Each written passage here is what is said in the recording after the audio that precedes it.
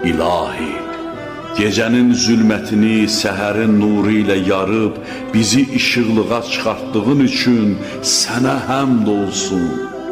İlahi, ruzi əldə etmək üçün hər tərəfi işıqlandırdığın və bizi bəlaların təhlükələrindən qoruduğun üçün sənə həmd olsun.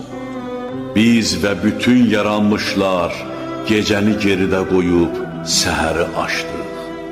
Sənin səmalarında və yerlərində hərəkətdə olan və ya hərəkətdə olmayan, istər havada uçuşan, istərsə də yerdə pünhan olan hər bir şey hamılıqla sənin qüdrətin altında səhəri açdı. Sənin mülkün, səltənətin və iradən bizi əhatə etmişdir. Sənin